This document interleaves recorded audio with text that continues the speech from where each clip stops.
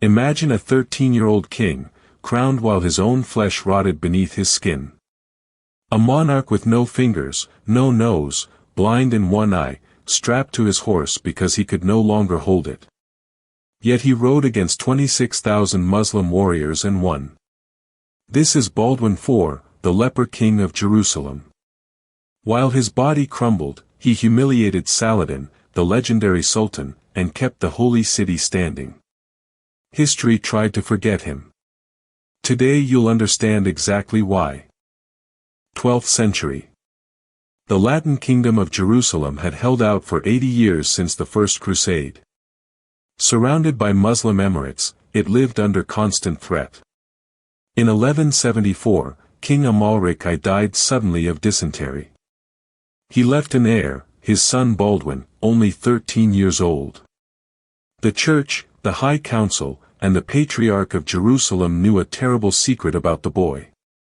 Still, they crowned him. There was no alternative. Christian Middle East teetered on collapse, and desperately needed a king, any king. Years earlier, the prince's tutor, the chronicler William of Tyre, noticed something strange. Baldwin, at 9 years old, played with other boys by twisting their arms until they bled. He never complained of pain. William then tested the boy's arm with a needle. No reaction. The child felt nothing. The diagnosis was merciless: leprosy. The most feared disease of the medieval world, considered divine punishment. The heir to Jerusalem's throne, the defender of Christ's tomb, was a leper. Everything would be kept secret. On July 15, 1174, Baldwin IV ascended the throne. He was 13. The kingdom stood in check. To the west, rebel Christian nobles. To the south, Saladin's Egypt was growing fast. To the north, the Syrian Muslims of Nur ad-Din had just died, leaving the territory in dispute. Saladin seized the vacuum. Within months, he united Egypt, Syria, and part of Iraq under a single banner. He became the most powerful enemy the Crusaders had ever faced. And the sick boy had to stop him. Saladin marched toward Jerusalem in 1177 with a massive army, 26,000 warriors, including the dreaded Mamluk cavalry. Christian spies reported the threat. Baldwin, then 16, was already losing fingers. His right hand had weakened. Even so, he summoned his knights.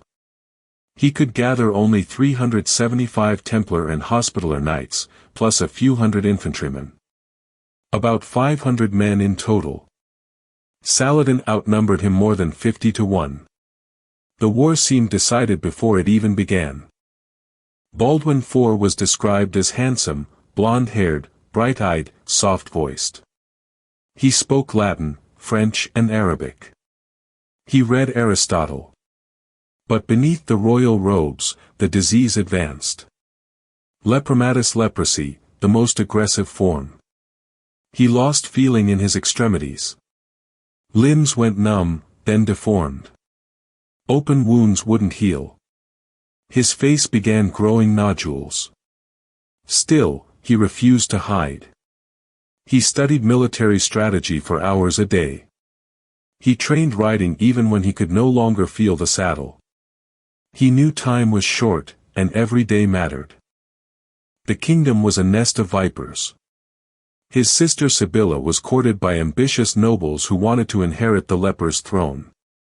Guy of Lusignan, a minor French noble, married her and already behaved as king. Raymond III of Tripoli, the king's cousin, fought for regency. The Templars and Hospitallers fought over privileges. Meanwhile, on the other side, Saladin consolidated support among Sunnis and Shiites.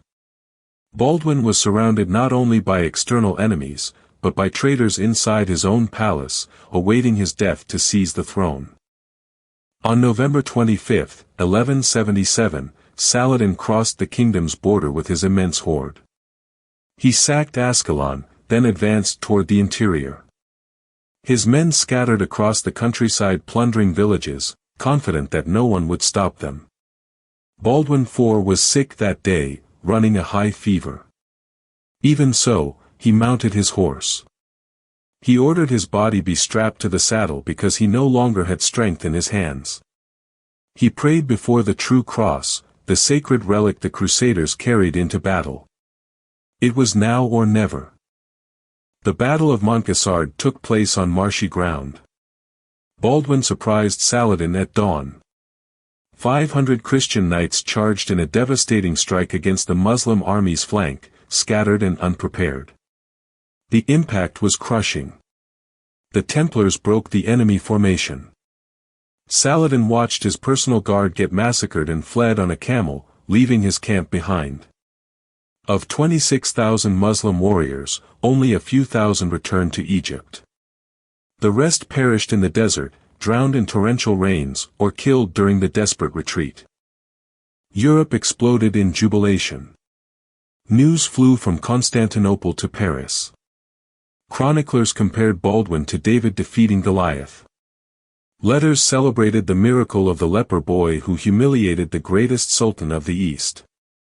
Pope Alexander III called for celebrations. In the Muslim world, Saladin lost prestige. He was nearly deposed. It took years to rebuild his army. He swore vengeance. In Jerusalem, crowds flooded the streets acclaiming the king. Baldwin returned to the palace with fever, coughing blood, barely able to stand. He won, but paid a heavy price. In the following years, Baldwin IV kept ruling and fighting. In 1179, though weakened, he repelled another Saladin invasion at Marj Ayoun. In 1182, he personally attacked Muslim forces at Belvoir. In 1183, already blind in one eye, unable to use his fingers, he commanded the army against Saladin at Kerak. Each battle brought him closer to death, but he refused to yield. He told his knights that as long as he drew breath, the kingdom would not fall. For 8 years after Montgisard, Saladin was unable to take Jerusalem. Every battle cost lives. Chroniclers record that hundreds of Templar knights died protecting the sick king. Christian peasants in the border villages were massacred in retaliation. Muslim prisoners were sometimes executed, just as captured Christians were sold as slaves in Damascus. Among the most notable survivors was Raymond III of Tripoli, who secretly negotiated peace with Saladin. Guy of Lusignan would outlive the king and inherit the throne only to destroy it. Sibylla, Baldwin's sister, lived only to see her own son die in childhood. By 1183, Baldwin could no longer hide the state of his body. He appointed Guy of Lusignan regent, but Guy proved incompetent and arrogant.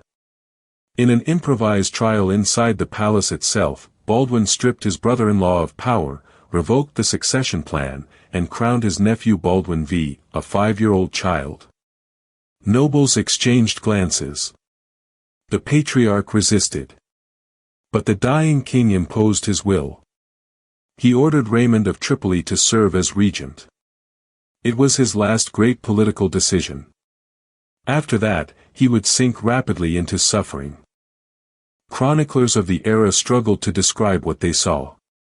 William of Tyre, tutor and confidant, recorded details of the leprosy's advance, but avoided crude words.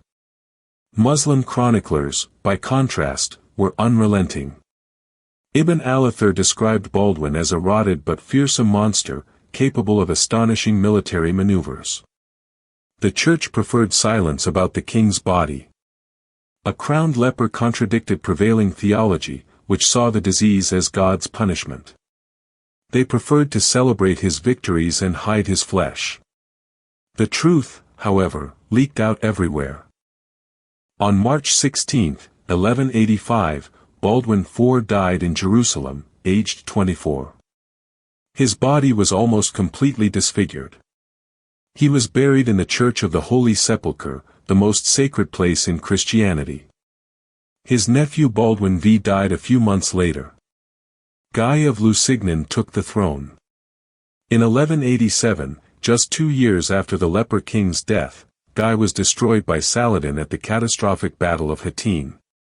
The Crusaders lost the true cross. Jerusalem fell without great resistance. What Baldwin had protected for 11 years collapsed in days. The fall of Jerusalem in 1187 shocked Europe. Pope Urban IV reportedly died of grief upon hearing the news. The Third Crusade was called, led by Richard the Lionheart, Philip Augustus of France, and Frederick Barbarossa. Even with that gigantic effort, the Holy City would never permanently return to Christian hands. Leprosy remained a scourge for centuries.